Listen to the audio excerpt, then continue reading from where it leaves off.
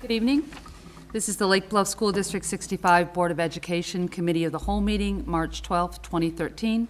Al, could we have a roll call? Mary Jane Grady. Present. Terry Carney. Present. Al Fifehouse. Present. Eric Wagner. Present. Leanne Charlot. Present. Mark Berry. Present. Susan Ryder. Present. Great, thank you. I want to talk a little bit about tonight's meeting. We will first have a presentation by Single path. Single Path, and we have Bill Spakowski here for that presentation. That will be the first thing that we take care of this evening after our comments from visitors, if we have those. The majority of our meeting tonight is going to be further presentation by ECRA and further discussion and questions by the board on the development of our District 65 strategic plan. The current discussion involves forming a common district mission, vision, guiding principles, and goals for the district's future, and will lead to the development of specific action plans and metrics that will gauge implementation success. For those members in our viewing audience and for those here tonight who were not here last week and have not had an opportunity to learn about the district's strategic planning process, I'm going to share a brief summary of the nature and purpose of that critically important school district endeavor. This is quoted directly from the ECRA Group's initial draft of our strategic plan. In order to continue improving the quality of education and services provided by the district, and with a profound sense of commitment to the district's school community, the Board of Education has undertaken a thorough approach to future planning.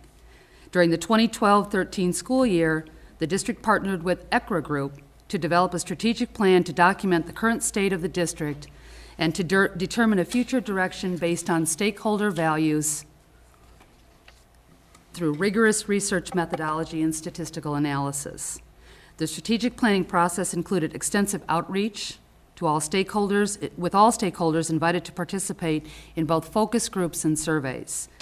Community member, parent, district employee, and student input provided the base data that shaped the district's strategic plan. The strategic plan is intended to provide a framework for future decision-making that builds upon a common mission, vision, and guiding principles held by the district community. The process has utilized a broad spectrum of data to result in a strategic plan that reflects a shared consensus of stakeholders and serves as a foundation for future decision-making. I'm extremely impressed with the depth of data gathering analysis that went into Phase 1, the research phase of the strategic plan, and which preceded the board's job in the current phase, Phase 2, plan development. The Board of Education selected the ECRA Group because of the firm's PhD-powered, professional, analytic approach to delivering strategic planning services to school districts. A proven approach successfully applied in many other school districts that relied heavily on gathering a wide range of input from stakeholders representing all walks of life here in District 65. ECRA interviewed approximately 200 total participants in 23 focus groups in November, including students, parents, employees, and members of the larger community. Surveys collected into January were similarly extensive, capturing essential feedback on the district's present condition and future direction from 521 participants in total, a broad cross-section of our District 65 stakeholders, again, parents, employees, and the community at large. Based on all of that input, the board is now in the midst of setting the broad parameters for the district's future direction, the mission, vision, values, strategic goals, and objectives that chart a course for future district initiatives. This is Phase 2, the plan development. The board continues to solicit feedback from members of the District 65 community. Tonight, during communications and questions from visitors, members of this audience may provide feedback on the work that we're doing and where we go from here. Following the ECRA Group's further presentation and board questions and discussion, the audience will have a second chance, as they did during last week's planning meeting, to comment on our plan. Any member of the public can, as always, correspond directly with the district and the Board of Education via phone, meeting, snail mail, or email on any of our strategic planning topics. The board has received numerous such communications and would like to thank those community members who have contacted us with comments and suggestions. The board will continue to take those comments into account while continuing our work. Following Phase 2, the district will initiate Phase 3, the implementation plan phase. Based on the broad parameters established in Phase 2, The implementation phase will provide administration, along with staff and community participants in some cases, the opportunity to develop specific action steps and metrics to judge how each strategic goal is being met. That phase will begin later this year. Before I open the meeting up to communications and questions from visitors, I would like to encourage continued participation among the members of the community in this process. The board's role in the process is to channel and synthesize the critical and often competing demands for district priorities. It is through constant engagement with staff, students, parents, and our community that we can fulfill our charge to deliver the most robust, stakeholder-based, professionally developed strategic plan in the history of District 65. So thank you to everyone who has participated, and thank you for your continuing participation. And now we would welcome comments and questions.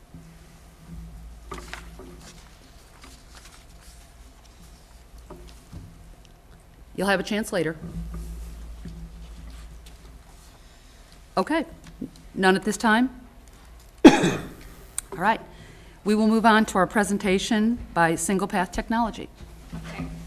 I'll introduce Bill. Bill will ask you to stand at the podium. Bill Spakowski is here on behalf of Single Path.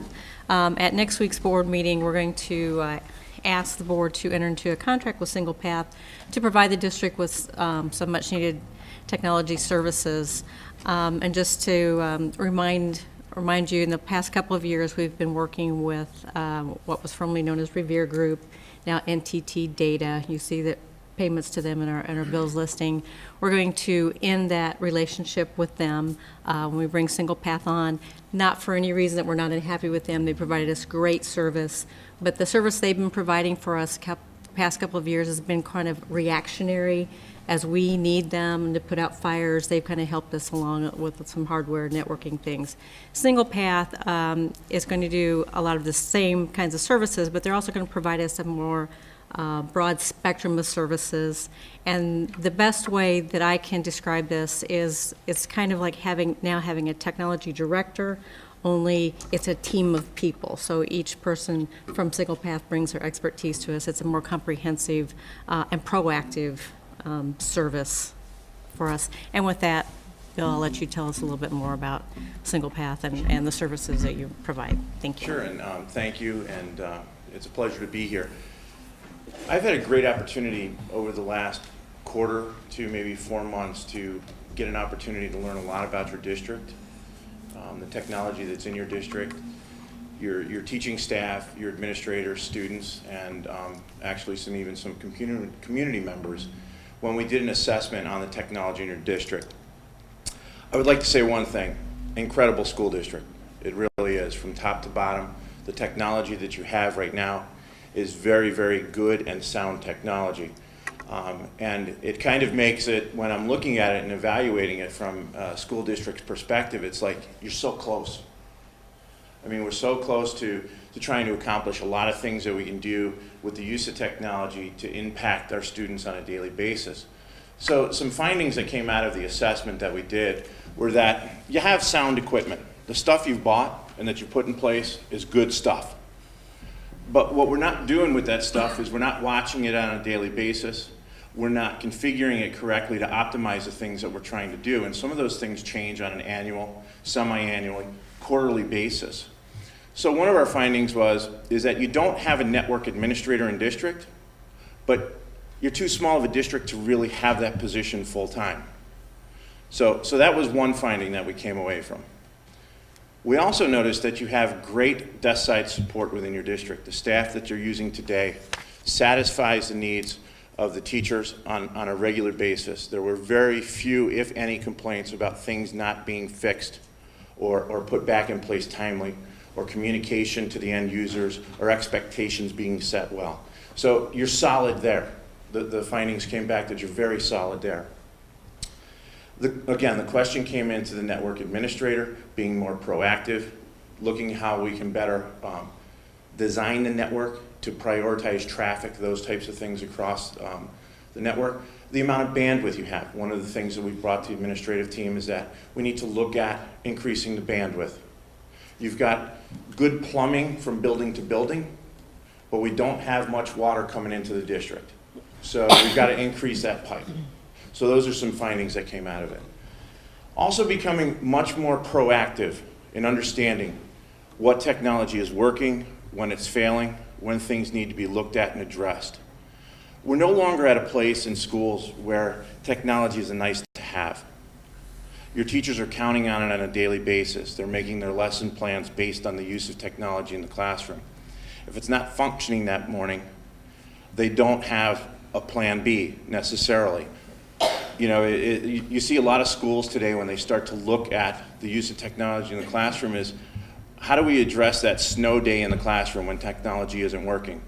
Well, we want to put a technology solution in place that allows us to be much more proactive.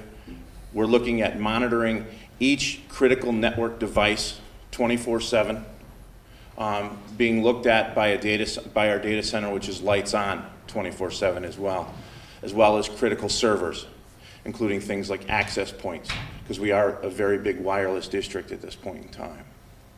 So along with those roles is that we're offering the ability for Single Path to try and help in a leadership role, which is taking a team of industry leaders and working with the school district as far as technology liaisons. If we have to look at density in the network for wireless, we bring in the specialists to address that.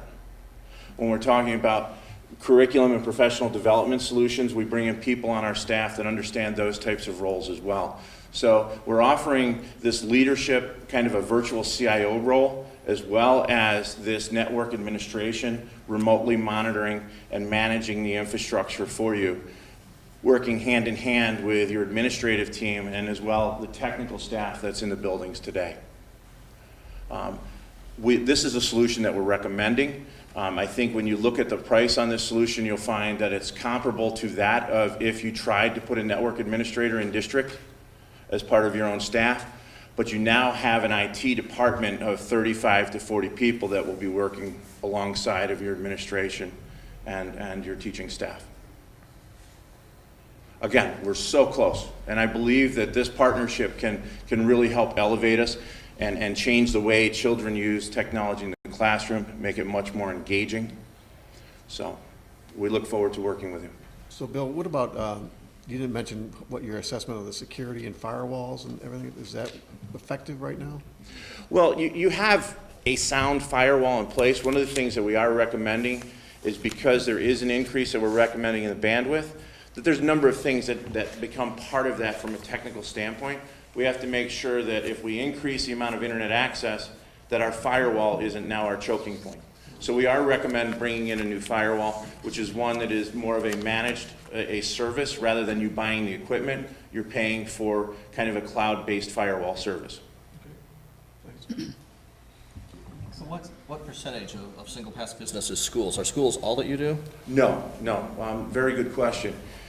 Single Path is one of the largest Cisco premier partners in the Chicago area. We are a national organization as well. We have approximately 3,000 corporate customers from coast to coast, as well as in the Chicagoland area, we have 12 school districts that we're working with at this point in time. Majority of them are here in Lake County. I want to mention that some other services, they have someone on staff who knows PowerSchool very well, so we can reach out to them when we need some help with PowerSchool, maybe running reports or managing our database. And the other thought just flew through my head that I thought was important, sorry. Oh, we talked about looking at long-term planning, and we want to use Single Path to help us take a look at, do we want to continue the one-to-one laptops, or do we need to look at a different type of piece of equipment to put in the children's hands or whatever? So we're going to use Single Path to kind of help us look long range strategically. Are we stay this path or take a different road with different equipment or as technology evolves? So they'll help guide us in that and assess our needs there too. I had a couple of questions. Have we spoken to some of those school districts that have used them? Yes, I have. Okay. Yes, I have.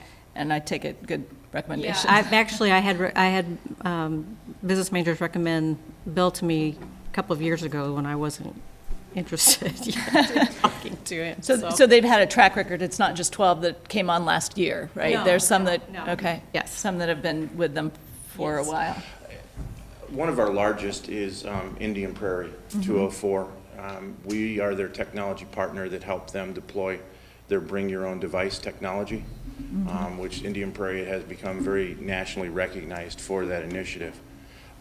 So as Jane was mentioning, we understand technology in whether it's a district-funded one-to-one, or if the district wants to at some point in time look at bring your own device, bring your own technology. And again, we do have a number of school districts that we work in this arena with.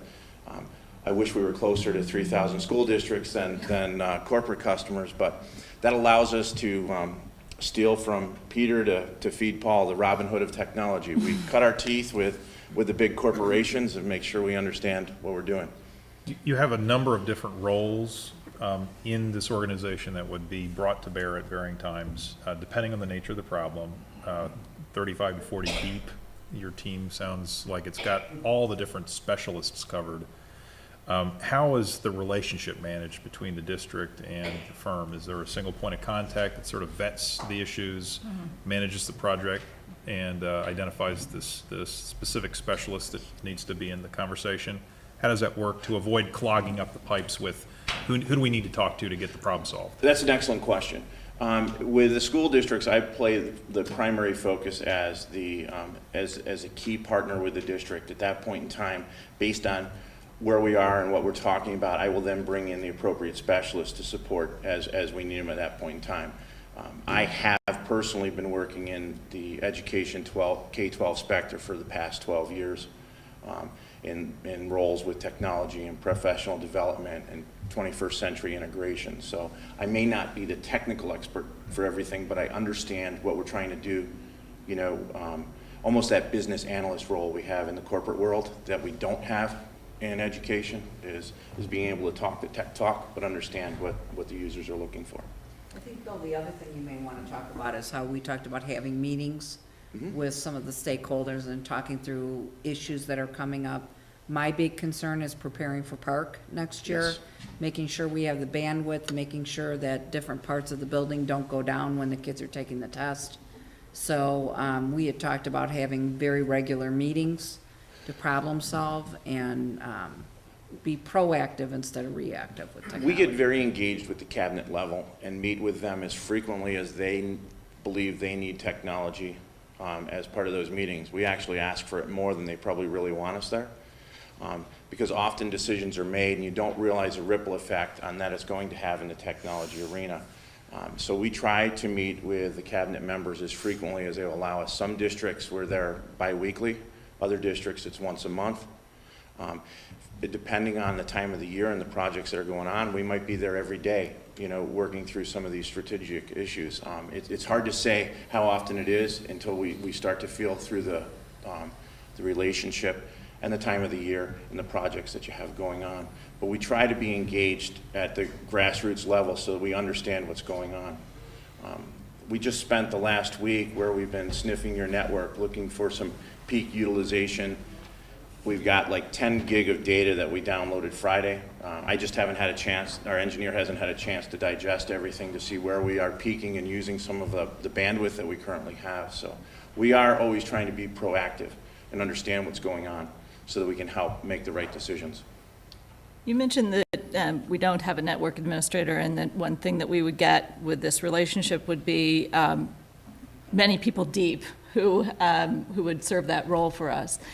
Do you have any estimate of approximately how much time each week? Because of course, one problem with having a network administrator is that person only has 40 hours in a week or 60 hours in a week and can't hit the peaks and sometimes has some valleys. So do you see that kind of variance of peaks and valleys in terms of work, and sort of what do we expect in terms of overall how many hours you'll be working for us? The number of hours are really going to depend on what's discovered, what needs to be changed. What we try to do is build a platform where we understand there will be peaks and valleys, but we want it to be a level bill for the district. We don't want to come back at the end of the month and say, it's this much this month and next month it might be a little bit less. So we've basically built in a solution that says, here's what your fixed costs are going to be on a monthly basis for us to proactively manage and monitor every device within the network, to be your network administrator, to support PowerSchool, you know, to be a level 2 and a level 3 support for your desk side support people in the district. So they now have big brothers and big sisters they can call, you know, rather than trying to go to Google or something like that to troubleshoot issues. They can call Single Path. There's no charge for that. They can then call and get some support on some other types of things. I can't tell you that next week it's going to be 40 hours and the week after it's 10. I don't know. But what it will allow us to do is always be proactive and understand what's going on. And then as we start to look at new testing environments next year, we can come into the planning stages and look at it and do testing for network density for wireless. Do we have enough if we're going to test in these common areas? If we don't, then we need to increase that and make sure that we're always ahead of the curve rather than playing catch up.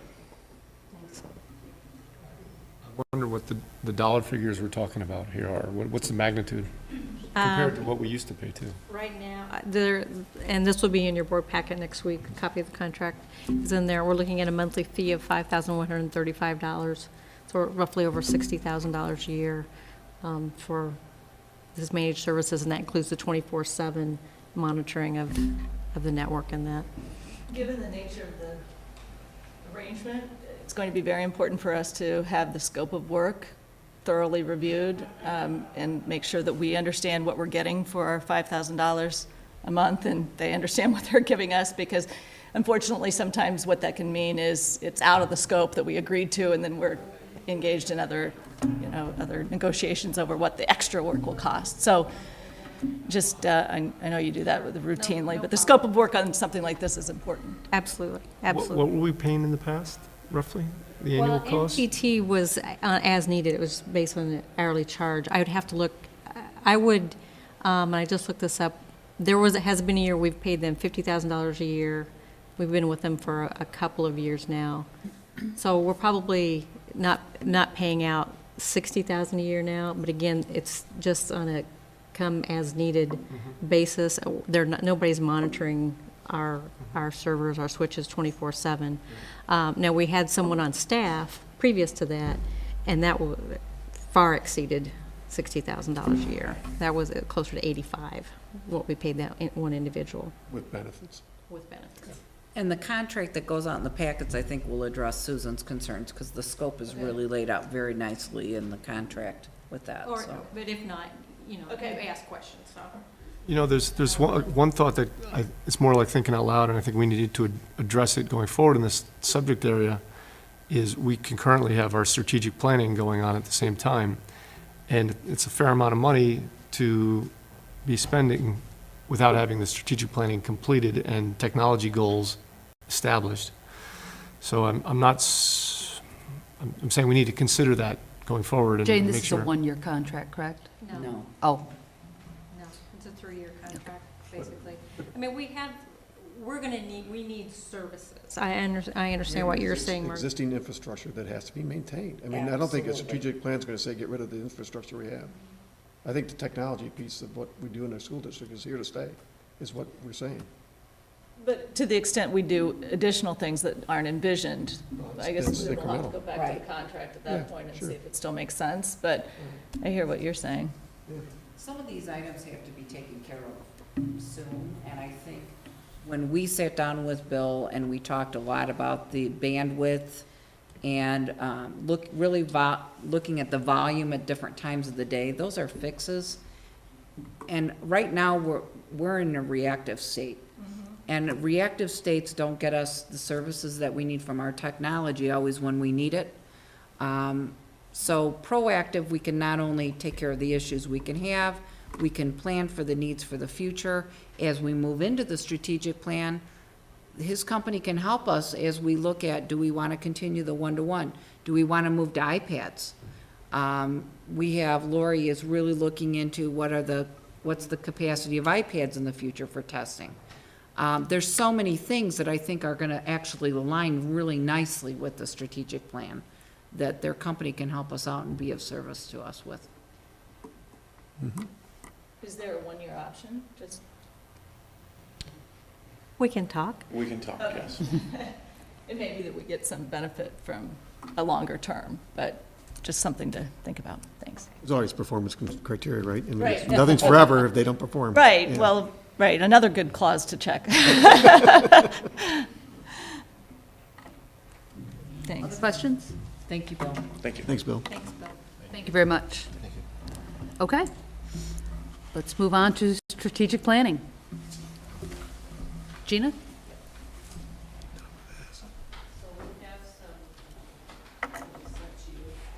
She's gonna need a mic. How are we gonna do that? Just to hold it, That one? grab it. I'm like, if I have to read that. No, no, we're in trouble.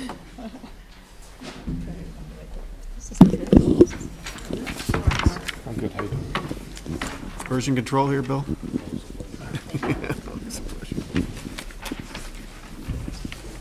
You made it. You're gonna need to use the mic so the video. Do you want me to stand? It's okay. Mumbling to myself, live. Thank you, sir. Thank you. These identical to the versions that were sent this afternoon. These are, did you send them this afternoon? Yes. Yes. So these are printed versions. If you printed them and brought them, then they're just extras you can keep. They are, yeah, the same ones. So what you would have received this afternoon then, can you hear me in this? Is it? Gina, what changes to the version that I sent out this afternoon, for those people that logged onto the website, they would have gotten what we had posted with the revisions from last week's meeting. How significant are the changes between that version and this one? Okay, so you're talking, am I on this mic? It doesn't. It goes onto the television, but it goes doesn't, onto it doesn't Okay, like, let me just hold this one up. So this landscape version is what was posted after last week's meeting. Okay. 24 hours later, we sent it to you by the end of the second day. What was posted then and this is minimal. We Okay. incorporated the piece on your efforts, the district's efforts to reach out for participation from stakeholders, and then there were a few of the minor tweaks of verbiage and corrections, but nothing major other than that. So you should see introduction in terms of your outreach efforts around input. But like the revised mission statement and the revised, That's all the same. That's guiding based on what but based on what we talked about? it is. It's based, none of that's changed. That was based on, and if you want to go to that slide there, actually, Jennifer, the Page mission and the, 16? on their worksheets, the other document, actually. The work, yes. It's updated from the It's last. updated based on the work you actually did at last week's work session. So none of that has changed. The supporting evidence document that was revised, that was much more in-depth. Those were not trivial changes. They were quite significant.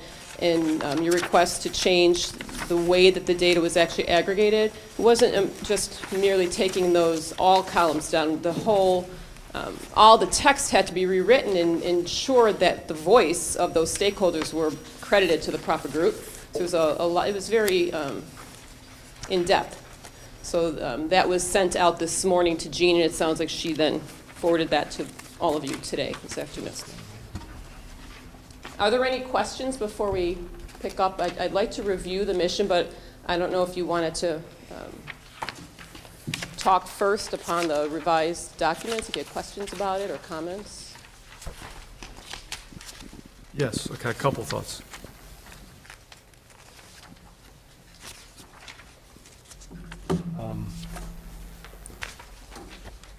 So, starting with something simple, for example, when we, on page 6, research findings, we talk about sample sizes, the population and the sample size, big N, little n. I wonder if people who aren't familiar with statistics are comfortable with that kind of, I believe it was it's on page 6. spelled out for population and sample, and As long as it does, okay. it does. I didn't see that it said absolutely, one it is, does. It if does, n and was, where it's first used, it would spell out population sample and then what each representation, big and little n, means. cap uppercase N is population, lowercase n is sample, but I Right. don't know if it says that.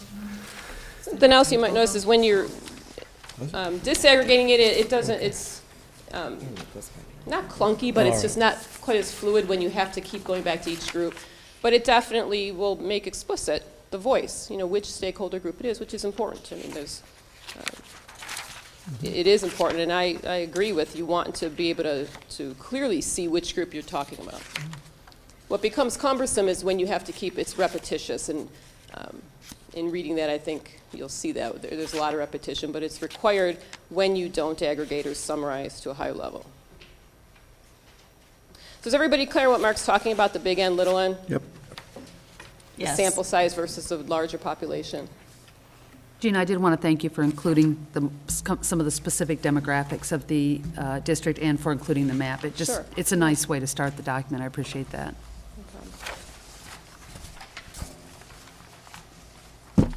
Other comments before we sort of head to review of the mission?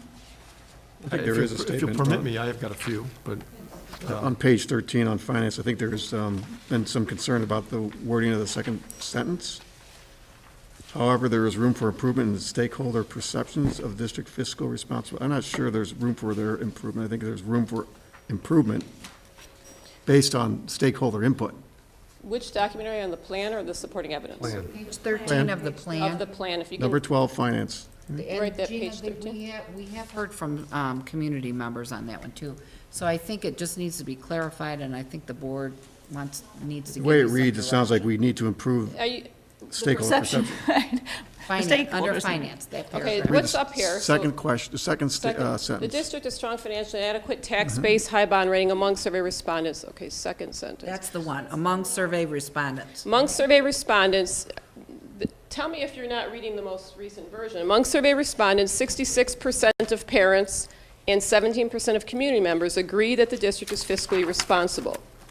Many community member respondents desire, we did take feedback from that to make this change, so are you not Right, seeing got that it, in your yep. document? No, I That's got it. here, yes. Yep. So the change that we are desiring has been been, But has yeah, been 'cause we made. did take that feedback. So- this is so the let- most what you just gave us this So, afternoon. Okay. one of Wasn't the what we read comments was that the wording was a little hard to follow Correct. in straight English, but it's been corrected Right, we got to that currently feedback to say, change it. and I will repeat what that sentence says, among survey respondents, 66% of parents and 17% of community members agree that the district is fiscally responsible.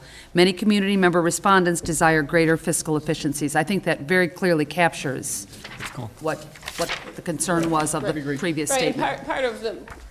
I think part of the reason, the perception, and I understand how it was interpreted, but all the survey data is perception data. So that's important just to keep in mind. That's what we're gathering, our stakeholders' perceptions of the district or of the topic we're asking about. But the way it was worded seemed to be interpreted differently than what it was intended. Correct. So if Thank you for that's clarifying clear? that, Okay. that statement. I was just going back to, I just want to be clear, what I got off the website this afternoon is not identical to what ECRA just handed us. Unless you posted it on the website. No, I did not. Okay, I thought that you had said that it was the same, so, okay. No, we put, because when we So post I'll the, put that one away. Yeah, exactly. Look at this And one. look at this brand new Use the shiny ones that one. we just gave you then. I The don't one you know just what you gave. posted. And but- has everyone been updated then? I mean, are we all working from the same page here? We are here. We are.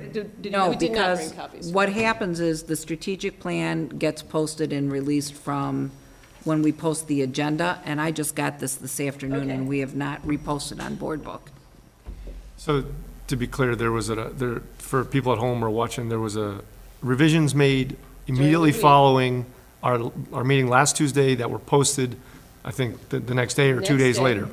And then we got a subsequent revision today, this afternoon I didn't get it till 3 or 4 o'clock. Right. That people will not be able to see, short of if they can see what's on the screen here. Right. But that will be posted. I'll post that tomorrow morning. I didn't even get it till, we were in a meeting all morning. And that includes the feedback gathered from the district, from the community during the week since your last meeting. Thank you. Oh, good, Is that clear? okay, that's good. Okay.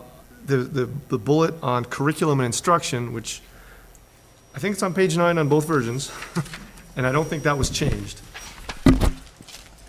Employee and parent respondents are pleased with the quality of the district's curriculum and instruction. It's the leadoff sentence, right? I think there's a bit of a dichotomy worth pointing out there. It's over 8% of of employee and parent respondents are pleased. However, only about half of the community respondents felt the same. I thought that was worth pointing out. It's just a big discrepancy in numbers. When I look at this, I always look at the difference between parents and community and employees. So I just thought that we might want to include something that says, but only about half of the community respondents felt the same way. And then it throws on the end there, teachers are widely praised for their work and dedication. Maybe we want to quantify that somehow, by who, or if it varied by group. I didn't drill down, but to that level and for that part of it, but it seems like that comment is thrown on there a little bit. Mark, It would be by employee and parent, the same sentence, right? Okay. Yeah, I'm pretty certain of that, recalling it, but My primary point is about the difference between parent respondents. And that one, the difference, I think, drives some decisions here, but as to whether it's 80% or 72% in this widely praised, I don't know that it changes anything we do. Between parents and employees, true. But the community member number was like 50%. No, that's what I'm saying. As to your first point, the 50% versus the 70, I think that's absolutely important for us to okay, know got it. and consider. Whether or not widely praised means 80% or I didn't drill down and 72. look at that. I don't know, Okay. so. I'm just trying to figure out the level of, minutia, but not that, because I think the first thing you pointed out is very important. But if you just add on the 50% Yeah. comment, then it leaves the teacher comment hanging a little bit. You just you may want to wordsmith it. yeah, you got that right. We were breaking into two separate sentences. But that's exactly, now, not every discrepancy might not all be represented in the highlight of the text, but there's a lot of areas there that are meant for you to strategically focus on, exactly in that manner. Look for those discrepancies.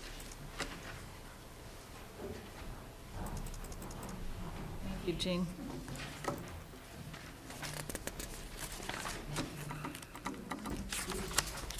That's it for me. That's it? Anything else? Other comments? Nothing else? Okay, so we're going to take a look back and just review what the board agreed to at the last work session. That is hard to see back there. I know I can't see it that far. But the modified statement for mission that you agreed to was to provide a premier educational foundation that prepares our students to become high-achieving, adaptive learners, productive community members, and tomorrow's global leaders, and tomorrow's is in parentheses. So after thinking about it for a week, reflecting on it, what are your thoughts? Do you want to use tomorrow's? Is there anything else that needs tweaking? My thinking was influenced by a comment that I received by email, which drew attention to a conversation we did have during our meeting about the vision statement, where we did talk a little bit about how the vision statement that we are not what we have here, but we were originally working with, might have been too grandiose. We were talking about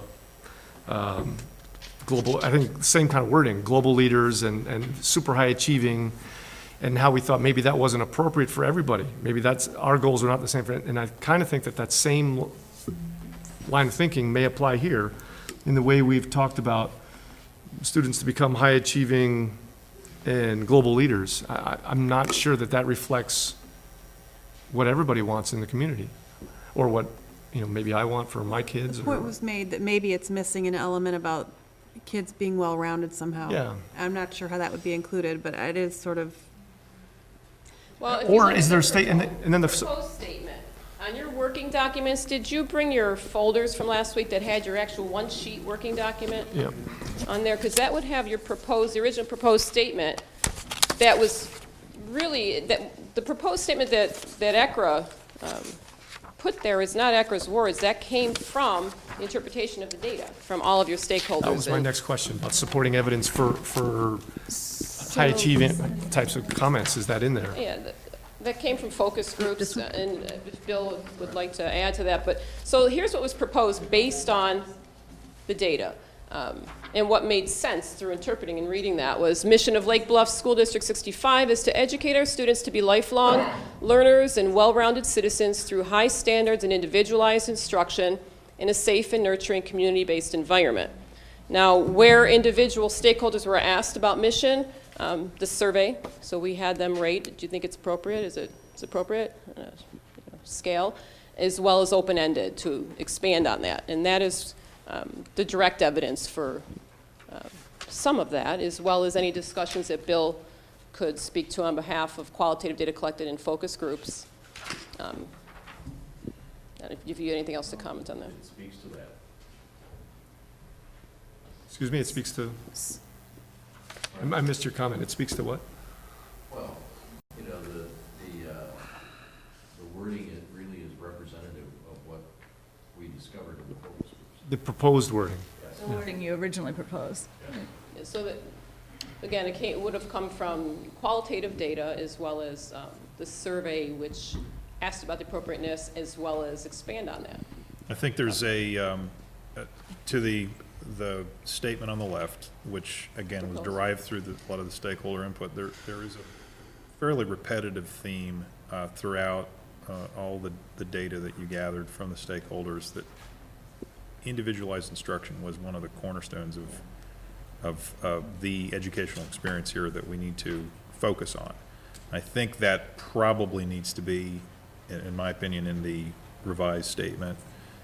We want to keep this statement brief so that it's meaningful and we don't get bogged down in the mission statement. But that's one of the, I think one of the takeaways that I had from all the discussion last week. We need to pop that phrase into the mission statement.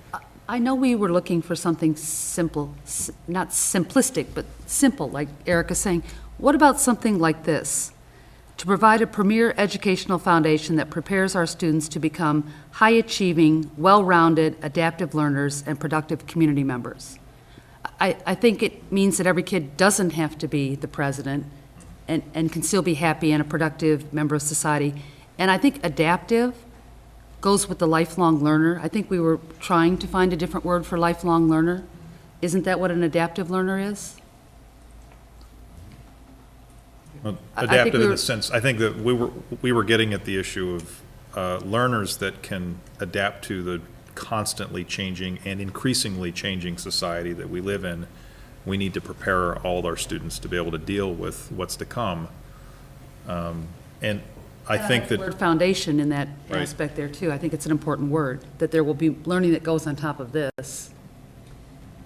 So, to your point, but even simplifying further, right? Fewer words. A restructure that I had considered is foundational, to provide an exceptional educational foundation that enables our students to thrive. Maybe it's too simple. Can you say that one more time, Susan? To provide an exceptional educational foundation that enables our students to thrive. how about each of our students to thrive, Each of our students to thrive. rather than the collective? That's maybe oversimplifying, but to the point of, I do like the sound of it, but I feel like it's a little bit set in the present and doesn't talk about the future much. And I think a mission, to me, seems like it also looks to the future, but Well, your mission, remember what the mission is. It's your purpose, who you're serving, what's the benefit. Your vision is going to look more toward the future. I sort of feel like with listing the adaptive learners and the other phrases that we have here, it's almost like we've listed 3 things, so we've left out a bunch of other things. And so when I was trying to figure out what was concerning me about the one we came up with last week, I was thinking, maybe we just need something more global. What are we trying to enable our children to do? And my thesaurus came out, and I came up with thrive. I kind of agree. We get to that stuff in the guiding principles. We get into all that stuff. Susan, can you say it again for us? To provide an exceptional educational foundation that enables our students to thrive. Each of our students to thrive. It enables each Each of our students to thrive. Okay, so just, let me have, she's going to open up some examples here for missions. So we'll go back, but when you look at it or read what you have jotted down in front of you, it should say what you do, for whom do you do it, in the benefit. So let's check your proposed statement. We provide an exceptional educational foundation What you do. to For children. whom? or each of our students, to enable them to thrive. So the benefit is to enable them to thrive, so it I think it addresses all covers three? it. What's thrive mean? Well, I did some looking into that, and I'll get I'll get the dictionary out. But it's supposed to mean to live to their full potential, I think. That was my thought behind it. To live well, to enjoy their lives, to. Yeah, oh, yeah. Yeah. To experience life to their full Flourish, potential. prosper, succeed, boom, blossom, increase, grow well. Yes. Could we say something like, and to thrive for a lifetime? I think that's implied, Okay. but Just responding to the desire for something. for its future, I understand, yeah. We can leave it implied. In high school and beyond, I don't know. I just hope they get beyond next year. Yeah. Or the great part. Thrive now, thrive while they're here. Yeah. I like it. I think it's simple. It covers the 3 areas. It's direct. I think Premier is a little bit more of a emphatic statement of the quality of the institution. Exceptional, everyone's exceptional in every way. Premier sounded almost too, I don't know, snobby to me, I don't know. But I can live with Premier versus We want to be the exceptional. best, so we shouldn't be ashamed of it, I think. Yeah, the word premier to me did talk about our goal to be setting the bar. And Bill, wasn't there some feedback from community that was consistent with that about having a premier type of educational district? So then we would have to provide a premier educational foundation that enables each of our students to thrive. Each student. That enables each student to thrive. That's better, yeah. Each are, yeah. So to provide a premier educational foundation that enables each student to thrive. Right. Students. Each student to thrive. I like it. I like it. It's old. Anybody How about down here? cannot live with it? Al? No, I'm okay. I think it's good. I get the nod. What it does is leave us a little room for something in the vision statement, because the mission is sort of high level. Okay. You gotta add a little bit more. Provide a premier educational foundation that enables each student to thrive. So you're good with erasing the former? Okay, Dang. This gone. is a sanity check. If you were a new parent moving into the Don't change your district mind now. and you were looking for a high-performing district, Yes. high performance, would this be, you know, high achievement and all that kind of stuff, would this be the kind of mission that you would expect to see? Just as, you know, That's a good it's a question. wellness check, you know, make sure that we, you know. What do you think, Terry? I still have I think I still have a little bit of issue about how you describe thrive. Okay. Because I think people are looking for academic excellence. I recognize we like well-rounded and everything else, but I think that's the only thing I have a little bit of a I problem think it with. should say something like to thrive as learners, as citizens, as, I don't know. It's, Getting back into the Achieve their potentials? house. to thrive and achieve their, might be redundant.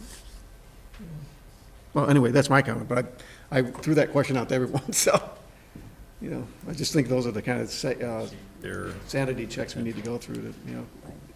We're a little close to this, right? You think about somebody who just walks in and reads it for the first time, how they're going to respond to it. Remember, mission statements, students should understand and live too. Something I to think think- about. Do you think this gets it, or no? I think thrive covers, Ask our principals. Our principals would be a good one to give feedback on that. Can we ask them now, or no? So let's, Gina, if you could read the mission statement and have them respond from a student standpoint. To provide a premier educational foundation that enables each student to thrive and achieve their potential, or thrive academically. now it's just becoming. What are your thoughts? Well, I would suggest that we do more than just, yeah. Because they're part of the team. I think that's a big one. We talk about emotional wellness a lot in both of our buildings. Certainly academics. That's getting into the guiding principles. So are you suggesting that we need to describe Thrive, or are you just saying that if we describe it, we have to describe it more than just academically? Because Thrive was the notion of just leaving Thrive out there. Okay, word, I just think that it needs to be more than academic. But it doesn't. So are you suggesting it doesn't need to be edited at all, or that it needs to be edited more fully? Leave it as Thrive or Thrive academically and. Flourish? Edited more fully. Meaning, do we need to elaborate on the term thrive, or Yes. just leave as is? Yes. Because it doesn't limit it to academically there, the way it's currently worded. And bear in mind that the No, right. the guiding principles that we're going to be talking about in a little bit also get into the level of the social emotional wellness issues, differentiated instruction, things like that are a little bit more at the granular level than this big picture statement. That's true. I would say thrive encompasses those things. I'm not sure that we need to go on and list everything that thriving means. That's how I feel about it. As soon as you list something, you've left something else out. Yeah. And so But, Thrive covers it all. So there you go. That, I and think we're that's, pretty comfortable with it then at Thrive, correct? Yep. Okay. Everybody? I want to put that on spelling list this week. Oh, good. That's a good idea. Put it on the vocab for Okay, fourth grade, yeah. Let's take a look at vision. Do you want to go to the example of vision, Jennifer? So again, the idea of a vision statement, it should describe the preferred future, how the future would look if the district achieves all of its goals and it's successful. So So tell me again, what is it supposed to do? should How? describe your preferred future. So if you think of the district as being successful, you think 5 years, 10 years into the future, and all of your goals and aims are being achieved, what does that look like? It's that preferred picture. Yeah. And what the modified statement you left last week was developing skills and confidence to pursue dreams. I think we have a similar situation to Yeah. with Mission, where we've strayed from the feedback from the community and put something in there that does meet that definition of vision, but does that reflect the community's sentiment as accurately as it should? I don't know. Now, So- this seems very similar to the mission statement now, so, Yeah, it does. so I'm wondering if we need both. Do we need both? You really do need to, because this is a target you're shooting, really. This is what we'd like the district to look like in the future. Okay, so It maybe should we be need to, inspirational. It should be your aim for This is 10 not the years district, this is into the the future. student, apparently. is it the student? The way we wrote it, it's for the student. It's not the district per se. So again, what ECRA proposed from job to from do the this. research Yeah. Okay, what did Eckert propose? Let's had, well, skipping the Lake Bluff schools will increase academic achievement, spark genuine curiosity and learning, and develop character among our students Catchy thing. through the development of a supportive and rigorous learning community. That's a typo. That's kind of a mission statement Yeah. sound to me. That would be doesn't it? hard to put on a So- T-shirt. Absolutely. And something to think about is when we propose these initial statements, it's really to try to capture as much of that input as we can. It's by no means meant to, obviously it's there as something for you to start with, rather than being completely inductive from nothing. We do a lot of the lifting just to get the common voice from the stakeholders. Here's what we heard across many different groups and themes, and then you need to tweak it. We thought it was pretty wordy last time when we met, but now that we've got this kind of Can't read it either. mission statement that's high level, I that could I'm be read it from your position. not as concerned about the vision, we've kind of flipped the two. That's the problem. Right. But if you think about all the comments we heard about this, well, they don't all have to be global leaders and all that kind of stuff. This Right. thing is just pursue dreams. Your dreams could be anything. Yeah. But your ability to, be in a position to pursue your dreams, that's a pretty good vision. And I think It's well-enabled the and confidence word is important. That is. Having the confidence to jump out and try Power it. to go after it. Yeah. I think the one thing that, and I've shared with you and my feedback is that, the feedback that I've received is it doesn't feel like it's complete. So I'm going back and making sure I get on my. Yeah, I know. It just seems like, do we have two mission statements or two vision statements? They seem too similar to me, the way they're currently written. And so I'm suggesting now that the one on the left is more complete for the vision statement, But it's not the other way future-looking. around. The vision should be. It's not a future-looking statement, and that's the key element to vision statement. In the focus groups, the final topic that was asked was, of each of the groups, was what's your vision for the future of this district? And the way it was framed is, in 3 to 5 years, what would you like this district to look like? How would you like it to function? And how would you like the people to behave? And based on the information that we gathered, we proposed the vision statement on the left. What we did at the last meeting was we distilled that into, all of those concepts into that one very truncated sentence. I'm not absolutely sure that we need to expand the sentence, though, because it encapsulates everything that's there. I agree with Eric. If we wanted to go back and add words, I think I'd go back to the mission. I think the vision still has to be aspirational and Could we real see the easy to, it rolls examples? off your tongue and the really mission easy to repeat. statements? I agree. I Mission or think. vision? No, the examples Of mission or vision? of vision. Vision. Healthy people in a healthy world. I mean, again, it's the, I mean, it sounded facetious about the T-shirt. I mean, I think we want something that's simple. Like Be all that you can be. Yeah. Go to the mission statement now from that CDC to compare the difference. So that's the Center for we Disease go. Control. Our mission is to promote quality of human life by preventing and controlling disease, injury, and disability. So that's what their purpose is, and then their future vision is healthy people in a healthy world. Yeah, I think ours works. So let's go to Lake Bluff's vision, mission and vision. Foundation, right? To provide a Foundation. premier educational foundation that enables each student to thrive. And then vision, developing skills and confidence to pursue dreams. Yeah. It's close. I think they go together well, and I Yeah. think, I'm satisfied. To me, we could go back and forth over it for a long time, but I think it is kind of inspiring, and we back it up with some other material in the Guiding Guiding guiding principles. principles, and then the goals that we generate are gonna back it up Agreed. further, so I'm with you. not sure how much it changes our outcome to keep Right. working on that wording. It doesn't. It doesn't. I guess what I'm hearing, though, is that the community gave us input, and we need some level to reflect that we heard it. And it sounds like in 23 focus groups, we asked that as a closing question, the vision question, the vision thing. And so I just want to make sure that we consider that. Well, you look at every subpart of the vision on the left that was derived from the stakeholder input. Every single one of those subparts is reflected in either skills, confidence, or dreams. And I think that it does to me a better job of,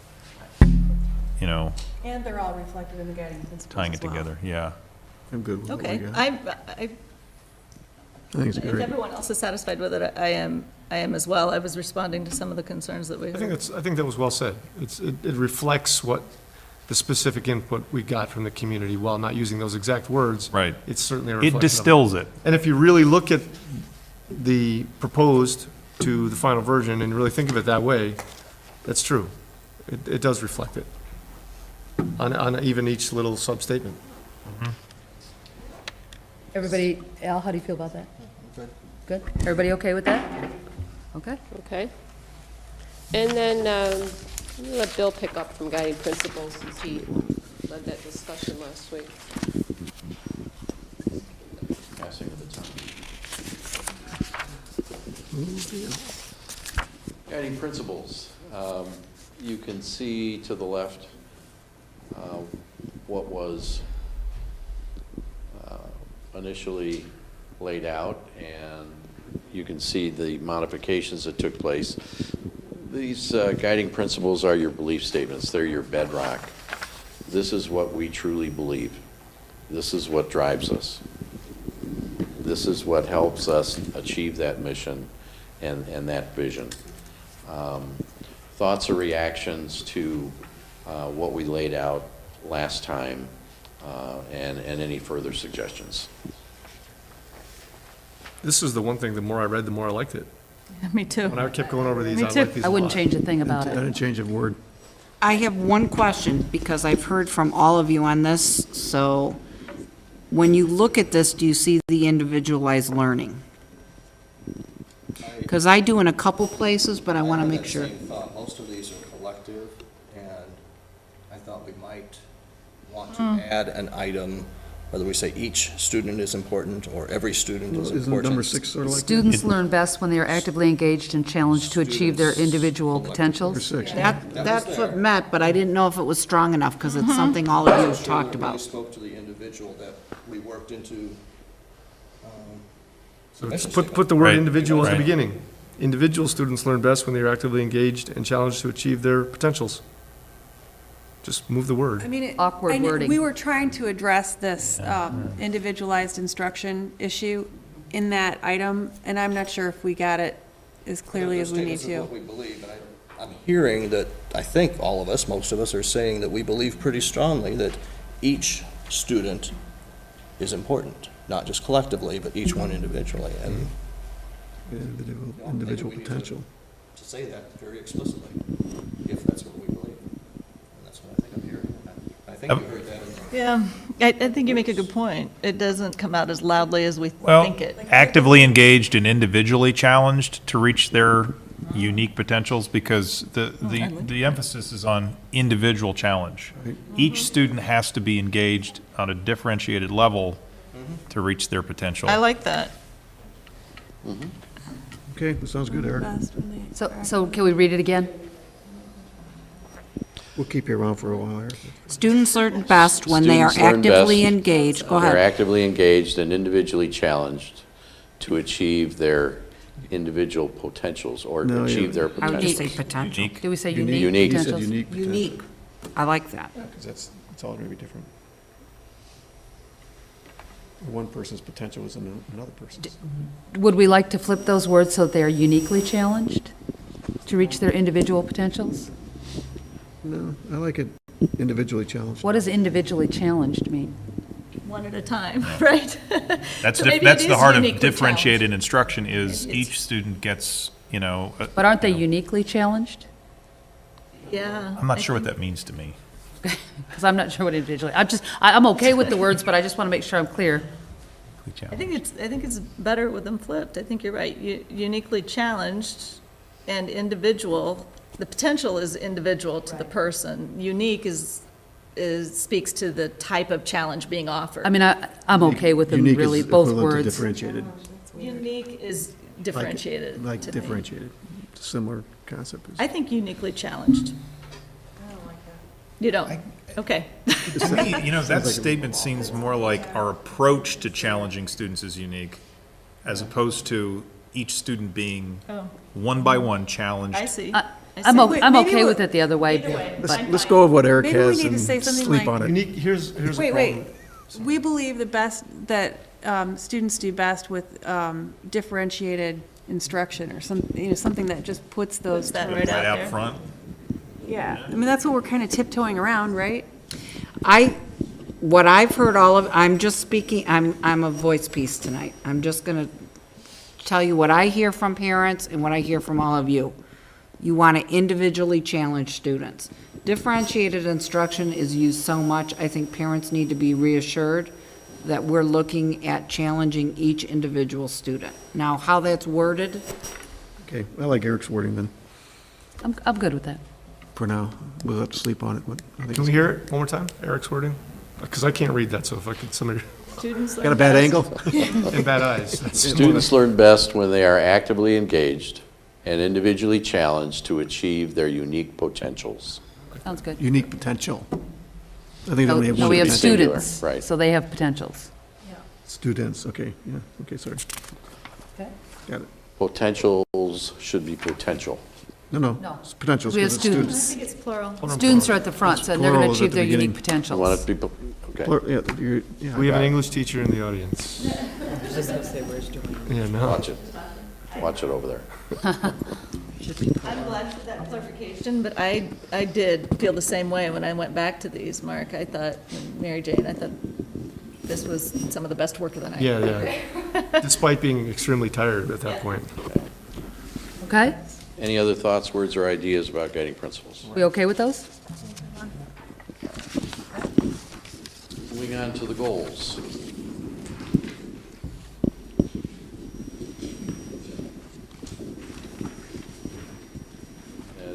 As you can see, we started the first or last, and the last or first. We started with number 4. Well, let's look at goal number 1. The proposed strategic goal is maximize the academic achievement and personal growth of all students. And to use the good term that Gina presented last time, we're trying to create, what are your buckets? And we have 4 buckets here. The strategic goal, maximize the academic achievement and personal growth of all students. And the focus here is really about student achievement. It's about standards. It's about instruction. It's about learning skills. That's what we were trying to capture in goal number 1. What are your thoughts about that? Well, we've been talking about the individual word. Do we want it to say each student instead of all students? I agree. I agree. I like that. I mean, just to keep with our idea that we want to be clear about this, that, So that would handle the suggestion of differentiated instruction, because you're looking at each student. So there was one edit that went around that spoke to differentiated instruction by name in the subpart there. So leaving everything the same except saying to support high academic standards in differentiated instruction. Students can and will succeed. So that was one of the edits that went around that I thought getting differentiated instruction specifically in that goal might be helpful. So I'm looking at something that Jean sent around. Community input. Oh. It's page 17, but I'm looking at something that Jean sent around this afternoon. Bill had talked about, trying to synthesize this down and boil it down to 4 big buckets. And it seemed to me that it would be nice to identify those buckets, not only with these sentences something similar to the sentences that we're working on, like strategic goal 1, maximize the academic achievement, and so on and so forth. But maybe it makes sense to kind of just, my thinking is strategic goal 1 is about students, and just in big bold letters, students, and then lead in with a sentence. Strategic goal number 2 is about the environment in which these students work, so environment, and then that sentence. So students, environment, finance, and communication. Put a big label on the outside of your bucket so you know what to throw in there. And then lead in with a sentence, just to boil it down to something simpler. That's exactly what we talked about last time we met. We did. But it didn't translate, so it's good Okay. to bring it back up. I was way too tired to hear it. No, we did, we sort of said that's how those goals were aligned, but it's probably a good point, and it's. Students, specifically environment, about the finance, and student. communication. They're 4 big buckets, put a big label on them, and then lead in with a sentence. Let's go back to goal number 1. Where are we with goal number 1? I think the only change we wanted to the actual goal was growth of each student rather than of all students. But the subtitles, the sub thing. Subsection is where I had a proposed change. Is that the sentence underneath, you mean? What are we calling that? Just in What are terms the of strategic planning lingo, what's the supporting sentence? Descriptor. That's just a descriptor. All right. Descriptor, okay. Thank you. Thank you. Good word. Statement under the descriptor. So, Is that the one that reads when there are resources to support? Is that what you're talking about? yeah, and the change that was in the document that Jean sent around started with change after academic, after the word academic, and entered standards and differentiated instruction rather than achievement and personal growth. Because we've said personal growth and achievement in the earlier one, so it's redundant. Read the whole thing. Okay, so it would say, when there are resources to support high academic standards and differentiated instruction, students can and will succeed. So we don't say achievement and personal growth twice, once in the goal and once in the sub-goal. Makes sense. So that's the lead-in from the original one. That's the descriptor, that's the lead-in. So, can I come back to the concept of when there are resources? Does Yeah. that mean that sometimes there won't be? That's a weird lead-in for me. Yeah. Yeah. I thought, why not get rid of that and just say something like adequate resources or high-quality resources? Appropriate, whatever, yeah. Yeah. Appropriate, I like that better. Or like, right? you know, different. Appropriate resources support high academic achievement. Or just resources. Just resources alone, I'm not sure that works, but. For purposes of the audience, I do want to clarify, anybody that sent me feedback, I sent everything to the board, so the board would have the acknowledgement of the data, and I think they use that for planning purposes, so. Yeah, I just don't like when there I are. agree. I agree. That's awkward and it's not really parallel to the rest of them, the rest of the. I think, you know, the full context is that we should ensure there are appropriate resources to do this, right? Appropriate works. Appropriate resources support high academic achievement, and so on, whatever. Yeah, that's sort of our goal, to ensure there, yeah. I kind of looked at every one of those descriptor statements that same way with, the lead-in was need a little tweaking. So is it like ensure doesn't appropriate read- resources are available to blah, blah, blah? Appropriate resources support academic standards and differentiated instruction. Students can and will succeed. So grammatically, Yeah, we're I know, way it doesn't off. work. At the end, it sort of gets Not there cumbersome. yet. No, I don't think appropriate is the right word. How about a line? No. It's a level resource, I think is. Alignment of resources. with- Align resources to support academic standards and differentiated instruction. There isn't any possibility of increasing that font size on that, is there? I'm sorry. What are you saying, MJ? I'm going to need some I'm bigger just listening. glasses. I'm like Mark, I'm just assuming it's up there. Yeah, I'm starting to get a headache here. There, that's better. Getting Oh, it's close. big.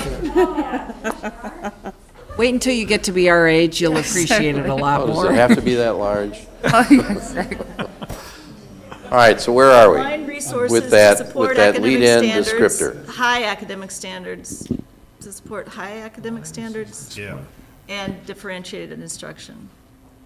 Yeah, that's good. good.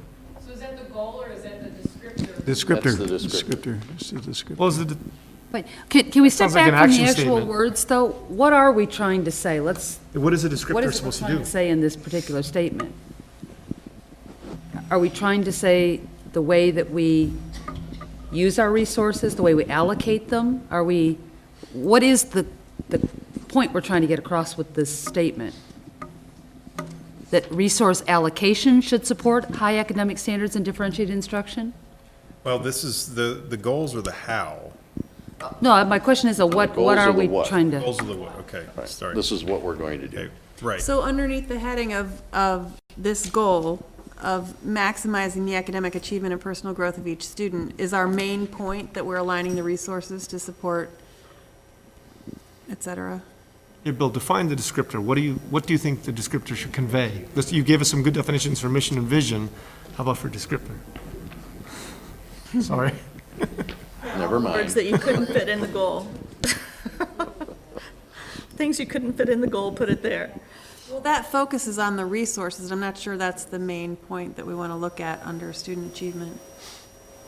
It's definitely a, you know, It's a good point. So the goal, the original intent of the strategic goal is to capture the substance of it. The descriptor was really intended to sort of breathe a little life into it, a little bit of, giving it a little bit more of a feel to it. If you go back to, Jen, can you go back to the PDF? So here you see the original goal was maximize academic achievement and personal growth for all students. Truly, the substance of that is about student performance. The objectives below that, which there will be many to achieve that, are different. That's where you're going to get at how you're going to go about it. So this is really, what is this goal about? It's about students and helping students achieve in the district. The descriptors, when there are resources to support it, is really just just that. It's meant to breathe a little bit of life into it. Oh, whether- we need you to be on the We need a microphone. People on TV can't hear you when you talk. Well, the resources are how you maximize. Why don't we just That's cut the point. that phrase out and just start with So, support? right, high so the academic growth. descriptor, High academic standards, support high academic standards and. Differentiated Yeah, differentiated instruction. Then we gotta get the students, there's a, so I That last mean, you phrase can is decide whether you want a descriptor or not, and then if you go with a very short, brief, just student as the main bucket, if you will, then you probably want a little descriptor. If you want just to have one very clear descriptive name of the goal, then maybe you don't need both. Can we, Descriptor sentence can we doesn't. go, just put a placeholder here by supporting, maybe that's it, by supporting high academic standards and differentiated instruction, students can and will succeed. I'm not sure about that end statement, but we can maybe leave that and come back to it after we decide whether descriptors are helpful generally. and then come back and maybe look at the objectives and see how they play back to that descriptor. Yeah, well, that's a good point, no. What is your pleasure?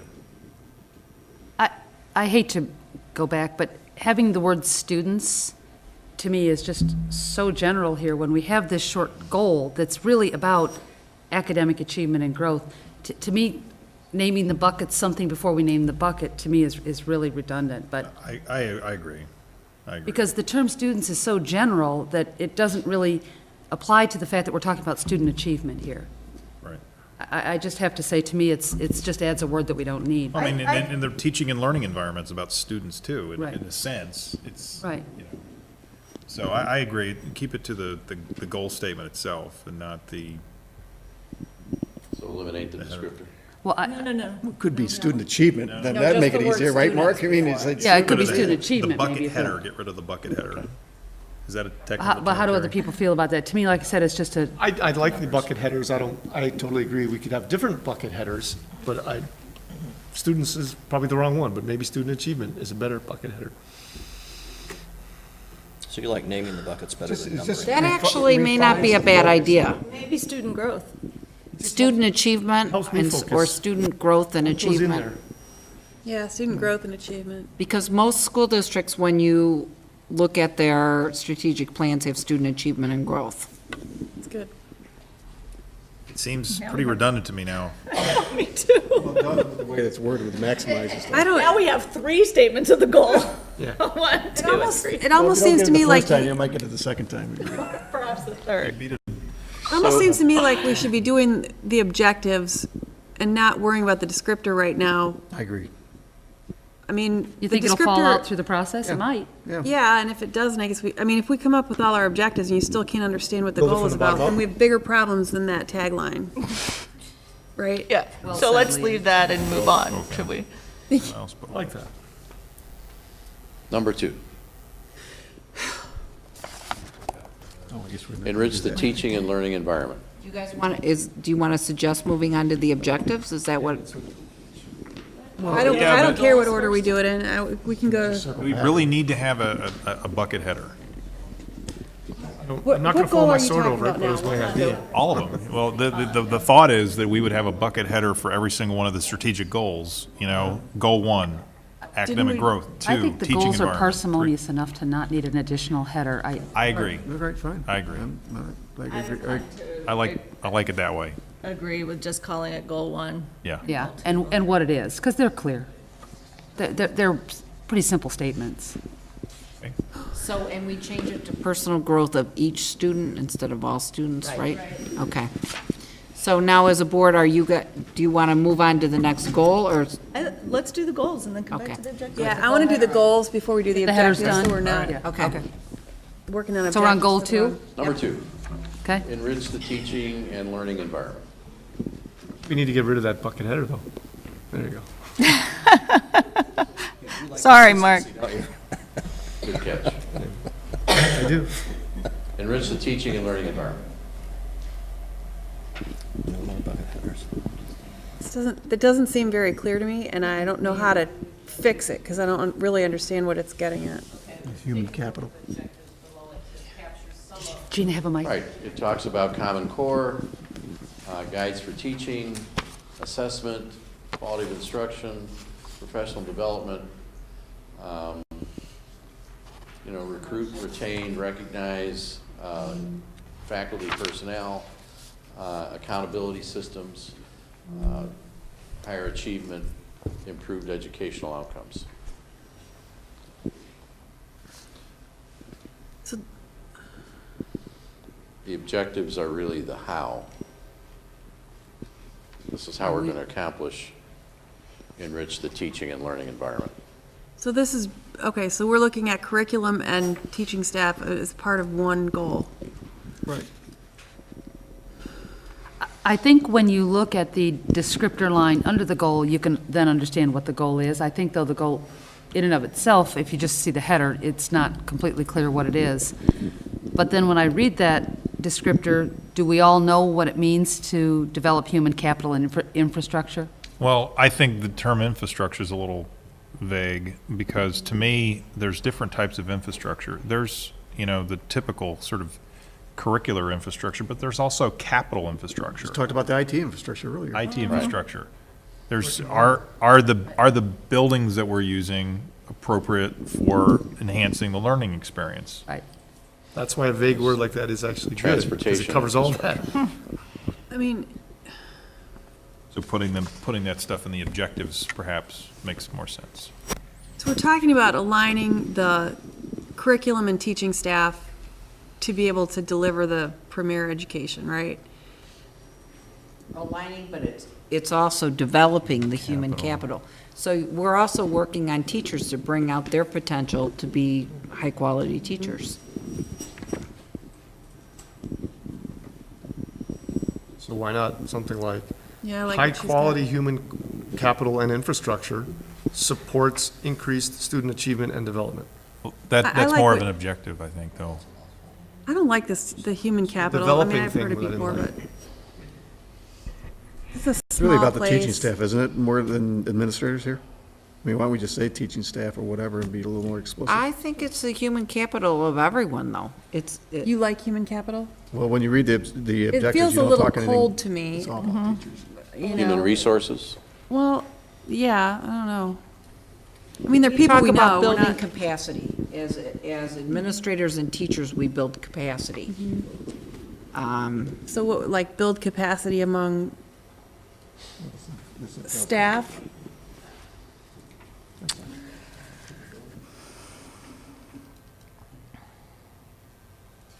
By developing, By developing staff. Hire, train, and hold accountable. I wonder, Human capital. in That's the the future as teaching opposed to environment. Administrators and teachers. How's the human capital these So- days, Gene? What? isn't this really a curriculum goal? But it's not just a No. curriculum goal, it's There's about an the. intersection, though, of curriculum and teaching, though. If you have all the delivery of the technology and all the curriculum and people can't deliver it because they haven't had the training or we haven't hired the right people. Yeah, I agree, but I just was rereading it and thinking most of the objectives are about Well, curriculum. that's a suggestion. Doesn't mean it has to stay that way, right? okay.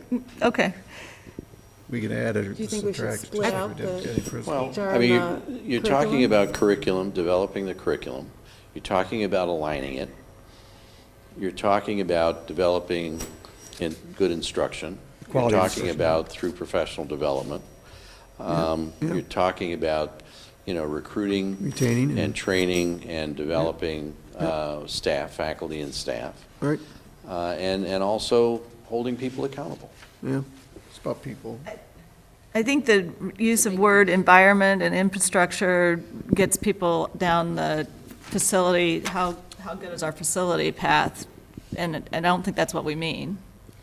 so basically, and this would not be the words that I would use, but by building capacity of staff members in the professional learning community, which is all the staff members, the district can better support student achievement and development.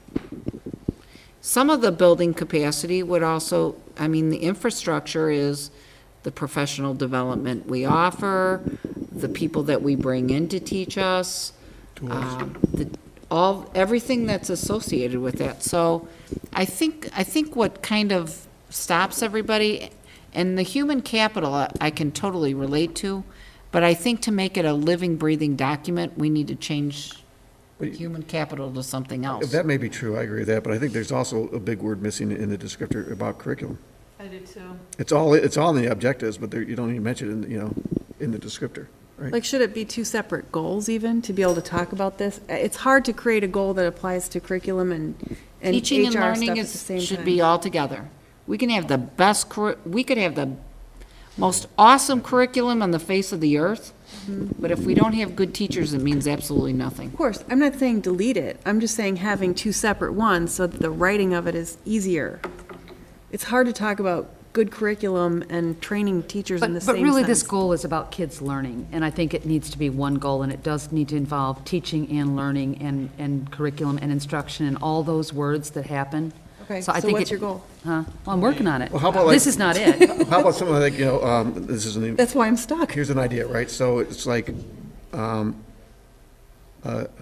robust, challenging curriculum and quality teachers, that, something like that. The district can, with those two elements, a robust, challenging curriculum. and High-quality teachers who are instruction or well-prepared teachers, to, whatever. yeah. We can, support student achievement and development, something like that. Those are the two. That's the Descriptor. descriptor. I Just like So you have curriculum in there, you have high-quality teachers, so you know exactly what you're dealing with, and your objectives So should what's fall from the, there. what's the goal then? So you said a descriptor, but Well, the goal is still enrich the teaching and learning. Let's go back up to the goal. Keep the goal the same. okay. All right, keep the goal the same. I agree with what Gene said. I think they're integral and they're integrated. But Enrich the teaching and learning instead environment. of, since we're all hung up on human capital infrastructure, why don't we just say what it is? Curriculum and high-quality teachers, right? Curriculum. I So like really, goal one is about student achievement, but goal two is really about giving our teaching staff the supports and development they need to be the best teachers they can be. Building Isn't that capacity. really what that second goal is? I'm asking, is that what the second goal is? And it's about developing a strong curriculum related to Common Core. It has to do with using data properly. It has to do with, clear guides to implement the curriculum. Talking It has to about do developing with professionally and developing aligning faculty and staff and staff. resources. It's got to be aligned. You can't just develop all those things. They got to be aligned. It also has to do with Developing and climate. aligning All in staff. service of. Climate in schools and districts too, because that's the teaching and learning environment. There's so much that is encompassed in this, and a lot, and that's why I can't think of a different term for human capital and infrastructure, because that's really what it is. And then the objectives will. Play it out. Right. So again, the goal is enrich the teaching and learning environment. To me, I don't think that's meaningful, but if everybody else likes it, I just don't think that says what we're trying to do. Does that also include physical environment to a certain extent?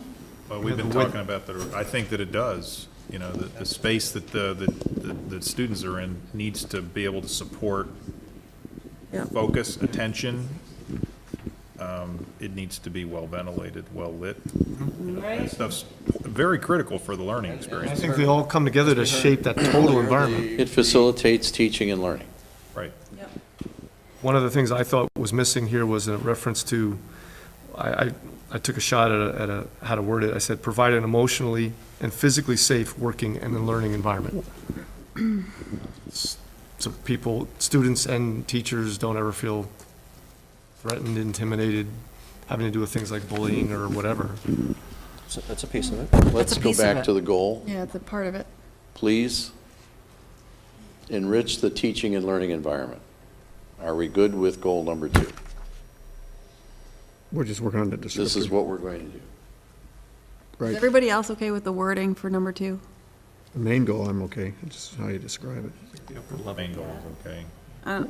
It doesn't do much for me, but I think it's broad enough to touch on what we've been talking about. Well, the goals are what we're going to do. And what we're going to do is enrich the teaching and learning environment. Enrich, to me, it's not an inspiring, perhaps not inspiring enough. We want to maximize the degree of enrichment of these resources somehow. But it's not. Rich. Like enrichment is usually, the gravy. This is the nuts and bolts of what we're doing, right? So isn't it more like align the teaching and learning environment to support student achievement? Well, student achievement was goal number one. This is a lot about staff. Right. It's the human capital. How about provide the optimum teaching and learning environment? There you go. I think Okay. that's what everybody's, I mean, that might not be the best wording, but that's what I'm hearing from everybody. Say optimize. Or optimize, Okay, there you go. Yeah. because then that covers what you said, Mark, Yeah. too, is the climate, because that needs to be in there. I think the facilities, Eric needs to be in there. Yeah, and enrich means make it a little better. Optimize means we want it to be the best it can be. Want it to be the best. So that's the what? Yeah.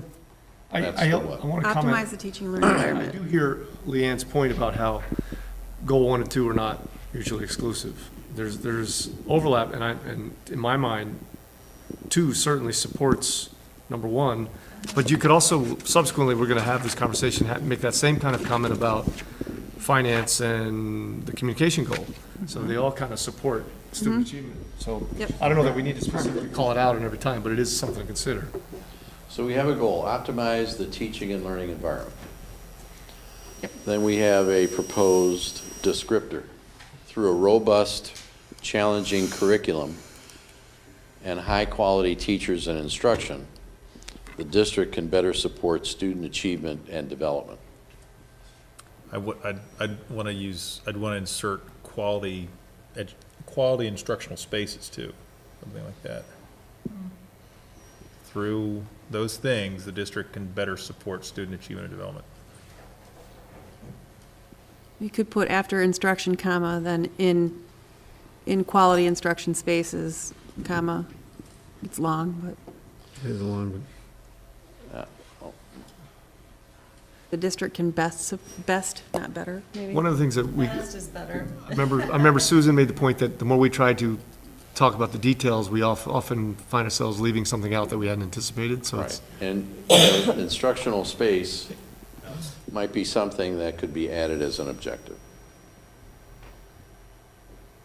Should be, for sure. I mean, it should be spelled out more There's nothing specific. here about the physical environment. That's one of the. And you really think Adding about physical space safe below it and wouldn't all that kind of follow stuff from too. the premise, really. It would have to be included up there to put it down below. I don't know, environment says to me physical space. I just want to make a comment that, adding on to what Mark said, absolutely, these goals are all going to be interrelated. They're not going to be mutually exclusive. And think about that in terms of your resources as well. So, as I said in the beginning last week, there's a lot of strategies to achieve your goals. There's no right or wrong strategy or just one way that's best. There's usually many that will achieve the goal. It's a matter of deciding which you're going to go after and commit to it and then make sure that that is fully executed. But if you can just go to, is that goal 3? Okay, where we talk about fiscal stability, you're going to see some overlap around, because where are you going to tie it? You can talk about it everywhere, but if you have the buckets, those main, whether you decide to just go with a bucket name like student achievement or not, I think long as you have the substance of what it is, we're going to focus on student performance, growth, and achievement. We're going to focus on the work and learning environment for both students and employees and all stakeholders there. We're going to focus on, the facilities and finance and like technology. Your presenter here prior to that, where is that going to go? That does have to fit, and you had a very good point. You're in the middle of a strategic plan, so you have to make daily decisions around the operation. That's inherent. You have to do that inherently. But you want to make sure it's aligned. So when you're thinking about this, the objectives are going to get you, what specifically, how are we going to achieve these goals? But if you focus mainly on the substance, do we have the right key areas that we're going to focus our resources on, and then we get into the objectives, and Jean takes it into phase 3 with the administrative team, they're the ones that are going to figure out how we're going to get there now. What are these actual each individual action